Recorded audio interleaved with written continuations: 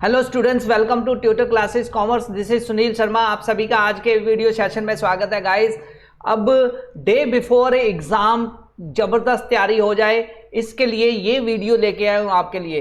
तो गाइस, हमारे पास एक दिन का समय बचा है। एक दिन में इकोनॉमिक्स टर्म 2 का एग्जाम बेटर वे से आपका हो सके, तो मैं ये वीडियो आपके साथ प्रेजेंट कर रहा हूँ। इस वीडियो में बेसिकली मैं 3 मार्क्स के वो एक्सपेक्टेड क्वेश्चंस आपके साथ शेयर करने लगा हूँ जो आप कर लेंगे तो आई होप कि आपको बहुत अच्छे मार्क्स आ जाएंगे। आपके जो इकोनॉमिक्स का टर्म 2 का एग्जाम है बहुत अच्छा सा निकल के जाएगा।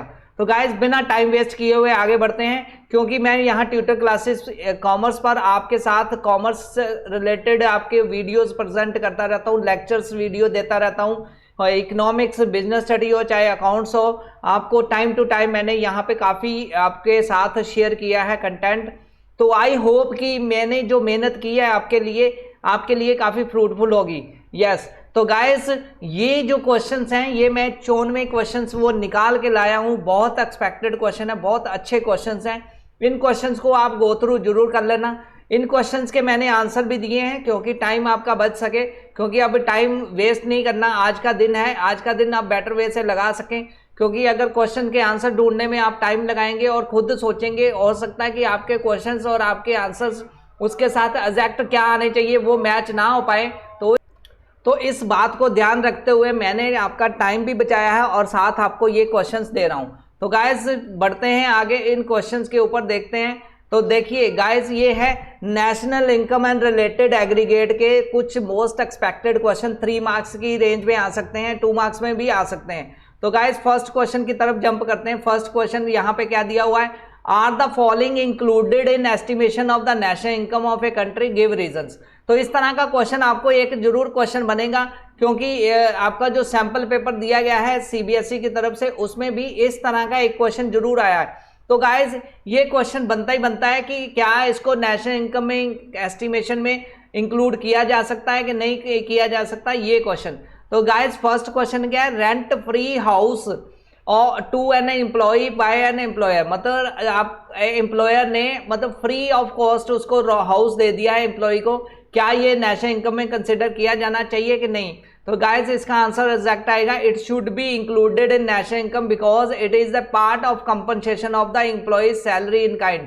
तो बेसिकली एक तरह की कमीशन सैलरी में ही, एक तरह सैलरी कैश में होती है। तो यहाँ पे हाउस दे दिया है, तो एचआर हाउस रेंट पे करने की बजाय कंपनी ने उसको एक फ्लैट दे दिया है, तो ये नेशनल इनकम में कंसिडर किया जाना चाहिए क्योंकि ये कंपनसेशन ऑफ एम्प्लॉयज है। नेक्स्ट क्वेश्चन बनता है, purchase by the foreign tourist.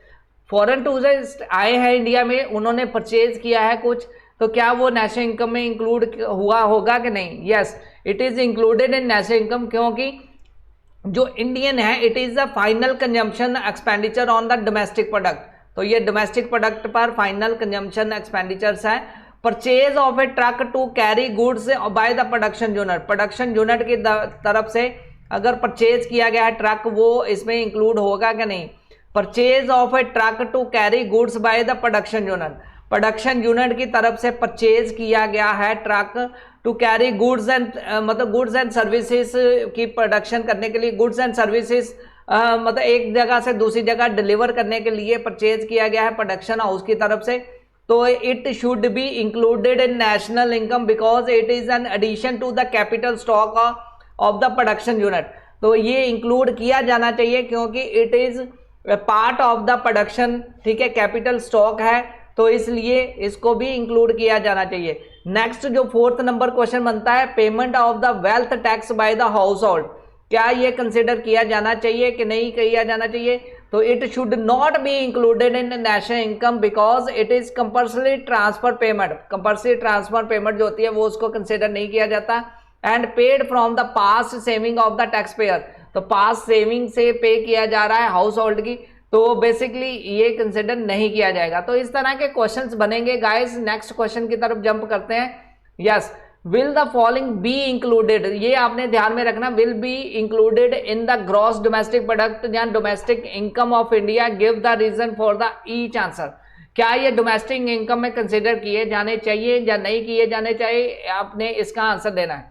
तो गाइज, बहुत इजी क्वेश्चन है, सबसे पहले है consultation fees received by doctor. एक डॉक्टर कंसल्टेशन फीस लेता है। कंसल्टेशन फीस बेसिकली उस डॉक्टर की जो इनकम ही है, वो अर्निंग है, वो अर्निंग उसको कंसिडर किया जाना चाहिए, क्योंकि it is a his salary, क्योंकि वो कंसल्टेशन के रूप में फीस चार्ज कर रहा है पेशेंट से, तो दैट इज उसकी इनकम है, सोर्स ऑफ इनकम है, तो इसको कंसिडर किया जाना चाहिए। नेक्स्ट है purchase of new shares of domestic firm. Domestic firm ने परचेज किए हैं new shares. Yes, no it is not included GDP में, because it is merely financial transaction है, ये कोई प्रोडक्शन का काम नहीं है, प्रोडक्शन एक्टिविटी में ये चीज नहीं इन्वॉल्व हो रही, इसलिए इसको कंसिडर नहीं किया जाना चाहिए। तो नेक्स्ट जो क्वेश्चन बनता है वो है profit earned bye foreign bank from its branches in India. Foreign bank के द्वारा प्रॉफिट अर्न किया गया इन ब्रांचेस में, तो yes it is a factor income in domestic territory. तो ये फैक्टर इनकम है, तो फैक्टर इनकम वो लेके गए हैं हमारे कंट्री से, डोमेस्टिक टेरिटरी से वो अर्न करके गए हैं, तो ये कंसिडर किया जाना चाहिए। आपको मैंने एक कल बताया था वीडियो में कंसेप्ट में, जिसमें NFIA net factor income from abroad ये किया जाता है, नेशनल इनकम में कैलकुलेशन में यूज किया जाता है। Net factor income from abroad क्या होता है? Factor income from abroad minus क्या होता है? Factor income to abroad. तो ये फैक्टर इनकम टू अब्रॉड का पार्ट आता है। तो नेक्स्ट जो क्वेश्चन है वो भी देख लेते हैं। नेक्स्ट है services charge paid to dealer broker in exchange of second hand goods. तो गाइस सेकेंड हैंड गुड्स जो है उसके लिए सर्विसेज दी है, तो लेकिन सेकेंड हैंड गुड्स की सेल परचेज नहीं कंसीडर की जाती, लेकिन it is included because it is a factor income. लेकिन सर्विसेज के लिए जो पेमेंट की गई है वो ब्रोकर के एक तरह की सैलरी बनता है, सैलरी पार्ट है, इसलिए ये कंसिडर किया जाना चाहिए। तो इस तरह के क्वेश्चंस काफ़ी बनेंगे, आपने उसको माइंड में रखते हुए इनको सॉल्व करना है गाइज। तो ये क्वेश्चन काफ़ी इंपॉर्टेंट है पॉइंट ऑफ व्यू से, अगर हम एग्जाम के पॉइंट ऑफ व्यू से बात करें तो गाइज ये क्वेश्चंस कई बार पूछे जाते हैं इस तरह के क्वेश्चन, तो आपने इन्हीं बातों को ध्यान में रखते हुए आंसर्स को देना है। तो गाइज नेक्स्ट क्वेश्चन पे जंप करते हैं। नेक्स्ट क्वेश्चन है how will you treat the following while estimation domestic product of India. तो कई बार ऐसे क्वेश्चंस भी आते हैं कि आप इसको कैसे ट्रीट करेंगे, क्या ये इंक्लूड किया जाना चाहिए उसमें डोमेस्टिक इनकम में कि नहीं करना चाहिए, क्या आप इसको, कई बार ये कंसिडर किया जाना चाहिए एस्टिमेशन में कि नहीं किया जाना चाहिए, कई बार ऐसे क्वेश्चन आते हैं। कई बार ऐसे क्वेश्चन भी आते हैं कि ये जो है ये नॉट कंसिडर किया, कौन सी नॉट कंसिडर किया जाना है, नॉट वाले भी कई बार क्वेश्चन आए हैं, कई बार ऐसे भी आए हैं कि कंसिडर किया जाना चाहिए कि नहीं किया जाना चाहिए। तो गाइज बढ़ते हैं इस क्वेश्चन पे, थर्ड नंबर क्वेश्चन पे। इसमें लिखा how will you treat the following, तो गिव रीजन। तो पहला जो क्वेश्चन है उसमें दिया हुआ है रेंट रिसीव्ड, यस पहला दिया हुआ है rent received by the resident Indian from his property in Singapore. मतलब कोई इंडियन रेजिडेंट है, उसकी प्रॉपर्टी सिंगापुर में है, तो सिंगापुर में प्रॉपर्टी से उसने रेंट रिसीव किया है, तो it will not be included in domestic product of India as this income जो है, ये इनकम जो है earn outside the domestic territory of India है, तो ये डोमेस्टिक इनकम में प्रोडक्ट में नहीं कंसिडर किया जाए। क्योंकि ऊपर क्वेश्चन में क्या दिया हुआ है, ऊपर क्वेश्चन में पूछा गया है कि डोमेस्टिक प्रोडक्ट ऑफ इंडिया में कंसिडर किया जाना चाहिए कि नहीं किया जाना चाहिए। नेशनल इनकम में कंसिडर किया जा सकता है, लेकिन डोमेस्टिक प्रोडक्ट में नहीं किया जा सकता, क्योंकि डोमेस्टिक में डोमेस्टिक टेरिटरी के अंदर जो भी इनकम और अराइज होती है वो ही कंसिडर की जाती है। तो guys rent received by the resident India from his property in Singapore, it will not be included because it is not within the boundaries of the domestic territory. तो next जो आता है profit earned by the branch of American bank in India. American bank की जो branch है उसने India में जो ब्रांच है इन इंडिया में प्रॉफिट अर्न किया है, तो ये इंक्लूड किया जाएगा क्योंकि इंडिया की डोमेस्टिक टेरिटरी के अंदर ये अमेरिकन बैंक का वर्क आता है। नेक्स्ट है salary paid to the Korean working in Indian embassies in Korea.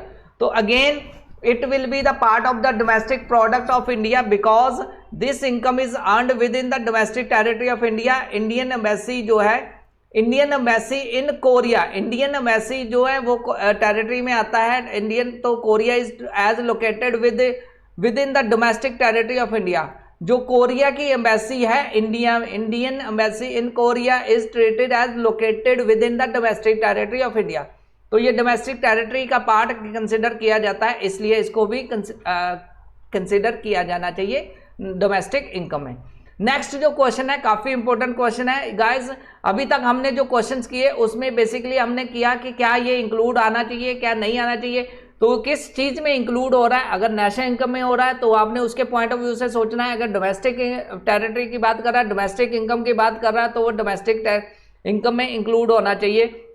Indian embassy in Korea is treated as located, ऐसे ये क्वेश्चन इस तरह के घुमा फिरा के आएंगे। आपने सोचना है डोमेस्टिक पॉइंट ऑफ व्यू से जो चीज पूछी गई है। जैसे यहाँ पे पूछा गया है state whether the following is a stock and flow. Yes, काफी इंपॉर्टेंट क्वेश्चन है ये एक्सपेक्टेड क्वेश्चन है, क्योंकि स्टॉक एंड फ्लो के ऊपर आपको क्वेश्चन जरूर बनेगा ही बनेगा, क्योंकि जहां तो आपको फाइनल गुड्स और उसके इंटरमीडिएट गुड्स के ऊपर डिफरेंस पूछा गया है, तो आपको क्वेश्चन भी आ सकता है स्टॉक एंड फ्लो पे आ सकता है क्वेश्चन, जहां फिर उन दोनों के ऊपर डिफरेंस पे क्वेश्चन आ सकता है। तो गाइस इस क्वेश्चन की बात करते हैं। नेशनल कैपिटल, यस, स्टॉक है कि फ्लो है? तो स्टॉक जो है पर्टिकुलर पॉइंट ऑफ टाइम पे कंसिडर किया जाता है, और फ्लो जो पीरियड ऑफ टाइम पे कंसिडर किया जाता है। तो इसी पॉइंट ऑफ व्यू से हम बात करें नेशनल कैपिटल, तो सिंस ये स्टॉक है, क्योंकि national capital is a variable measurable at point of time. जब भी कोई चीज पॉइंट ऑफ टाइम पे मेजर की जाएगी तो वो उसमें स्टॉक का पार्ट होगी, और पीरियड ऑफ टाइम पे कोई चीज मेजर की जाएगी तो वो फ्लो का पार्ट आएगी। तो guys export basically export capital formation, capital भी हम इस पीरियड से इस पीरियड तक, जैसे अप्रैल से मई तक कैपिटल, अप्रैल से मार्च तक कैपिटल कितनी फॉर्मेशन हुई, तो ये बेसिकली पीरियड ऑफ टाइम की बात हो रही है। एक्सपोर्ट भी एक महीने में कितने एक्सपोर्ट्स हुए, पर्टिकुलर पीरियड ऑफ टाइम की बात हो रही है। नेक्स्ट जो बात कर रहे हैं expenditure on A food by house hold, तो ये भी पीरियड ऑफ टाइम की बात हो रही है। तो इसलिए these all are over a period हम इनको कंसिडर करते हैं, मेजर करते हैं, तो these are the part of the flow variable. तो गाइस इस तरह के क्वेश्चंस मैंने आपके साथ रखे हैं यहाँ पे, तो ये क्वेश्चन आप रीड कर सकते हैं। आगे क्वेश्चन नंबर 5 पे जंप करते हैं। Are the following included in the estimation of national income. यहाँ पे बात हो रही है नेशनल इनकम में कंसिडर किया जाना चाहिए कि नहीं। अभी तक जो हम कर रहे थे वो आ रहा था डोमेस्टिक इनकम में, डोमेस्टिक प्रोडक्ट में, तो क्या ये नेशनल इनकम में कंसिडर किया जाना चाहिए कि नहीं किया जाना चाहिए। ऐसे क्वेश्चंस आपको पुट किए जा सकते हैं, जैसे bonus received by the employees. तो guys bonus received by income जो है एक तरह की इनकम है, एम्प्लॉइज की सैलरी का पार्ट है। सैलरी चाहे कैश में मिले, चाहे बोनस में मिले, चाहे हाउस एज ए फ्लैट ही मिल जाए, कोई गाड़ी मिल जाए कंपनसेशन के रूप में, तो कंपनसेशन जब भी एम्प्लॉय को मिलती है that should be included in the national income. Next है government expenditure on the defence. तो गवर्नमेंट के जो एक्सपेंडिचर हैं वो डिफेंस पर हैं, ये भी नेशनल इनकम में इंक्लूड किया जाना चाहिए, क्योंकि ये फाइनल सर्विसेज हैं, ये एक तरह का एक्सपेंडिचर्स हैं। तो देश की सेवा के लिए, जहाँ देश की सिक्योरिटी के लिए गवर्नमेंट ने एक्सपेंसेस किए हैं, तो that will be also consider in the national income. Next है money sent by a worker working abroad to his family. Money sent by a worker working abroad to his family, तो बाहर का जो worker है उसने जो पैसा अपने देश इंडिया में भेजा है, तो क्या ये कंसिडर किया जाना चाहिए। It is included in the national income because it is a part of net factor income from abroad. मैंने बताया था net factor income from abroad national income में कंसिडर की जाती है। तो profit earned by branch of Indian bank in London, ये भी net factor income from abroad के अंदर आती है, तो ये इसको भी कंसिडर किया जाना चाहिए। देखो net factor income from abroad मैंने अभी बताया था, वो होता है फैक्टर इनकम फ्रॉम अब्रॉड, और उसमें से माइनस किया जाता है फैक्टर इनकम टू अब्रॉड। मतलब जो बाहर की जो एजेंसीज हैं उन्होंने इंडिया से जो अर्न करके लेके गए हैं वो माइनस किया जाता है। जो इंडिया के लोग हैं बाहर से जो पैसा इंडिया में आया वो उसमें से, तो वो बन जाती है net factor income from abroad. तो ये बेसिकली ये पार्ट सारे कंसिडर किए जाने चाहिए। नेक्स्ट काफी इंपॉर्टेंट है, is net export a part of net factor from India, net factor income from abroad, क्या उसका वो पार्ट है नेट एक्सपोर्ट। तो काफी इंपॉर्टेंट क्वेश्चन है, ये भी क्वेश्चन आपने ध्यान से पढ़ के जाना है। इसको मैंने पीडीएफ यहाँ डिस्क्रिप्शन में अटैच कर दूंगा, अगर आपने वीडियो में ही पीडीएफ को देखना है तो वीडियो को पॉज करके आप बार बार देख सकते हैं। अदरवाइज आप यहाँ PDF मैं डिस्क्रिप्शन में अटैच कर रहा हूँ, आप डाउनलोड करके उसको रीड कर सकते हैं, अपने पॉइंट ऑफ व्यू से सोच सकते हैं, उसको आराम से पढ़ सकते हैं। तो गाइज ये सारे क्वेश्चन आपकी काफ़ी हेल्प करेंगे। Is net export a part of net factor income from abroad? तो मैंने बताया था no it is not. Net exports जो होता है ये नेट एक्सपोर्ट का पार्ट है। नेट एक्सपोर्ट का मतलब होता है difference between the export and imports. जितने एक्सपोर्ट्स हैं जितने इंपोर्ट्स हैं उसको माइनस कर दिया जाए एक्सपोर्ट में से इंपोर्ट, तो वो बन जाता है नेट एक्सपोर्ट्स। तो वो basically expenditure on domestic product है, एक्सपेंडिचर में कंसिडर किए जाते हैं। वाइल दो NFIA जो होती है वो इनकम अर्नड फ्रॉम अब्रॉड होती है, normal resident of a country, and income earned by the non resident, हमारी डोमेस्टिक टेरिटरी से जो अर्न करके फॉरेनर्स लेके गए हैं और हमारे जो इंडियंस हैं उन्होंने फॉरेन से जो इनकम अर्न की, दोनों की डिफरेंस जो होती है वो net factor income from abroad होती है। तो it is not included in the domestic product, domestic product में नहीं, rather than it's a component of national income. National income में कंसिडर किया जा सकता है, डोमेस्टिक टेरिटरी में नहीं, डोमेस्टिक इनकम में नहीं। तो दोनों डिफरेंट कंसेप्ट्स हैं, इसलिए नेट एक्सपोर्ट नॉट इसका पार्ट नहीं है net factor income from abroad.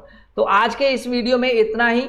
Next video में मैं आपके लिए और अच्छा कंसेप्ट बेस्ड वीडियो लेके आऊँगा गाइज। आई होप कि आपका पेपर अच्छे से हो सके इकोनॉमिक्स। इसी पॉइंट को मैं माइंड में रखते हुए आपके साथ ये वीडियो लेक्चर शेयर कर रहा हूँ। आप डिस्क्रिप्शन पे क्लिक करके डिस्क्रिप्शन में जाइए, वहाँ से वीडियो को डाउनलोड कर सकते हैं। वीडियो का लिंक भी मैंने दिया है और साथ में आपको ये इस PDF का भी लिंक दिया, और मैंने जो प्रीवियस वीडियोस दी हैं उसमें भी मैंने चैप्टर वाइज इंपॉर्टेंट क्वेश्चंस के लिंक वो भी मैं शेयर कर रहा हूँ, आप वो भी वीडियो देख सकते हैं। और हर चैप्टर के मैंने इंपॉर्टेंट क्वेश्चंस बताए हैं, उन क्वेश्चंस को आप आज का दिन है आप बेटर वे से कर लीजिए, सो दैट आपकी प्रेपरेशन बेटर वे से हो सके। Thanks a lot for watching this video guys. इस वीडियो को शेयर करना ना भूलिए और सब्सक्राइब कीजिए ट्यूटर क्लासेस कॉमर्स को। Thanks a lot.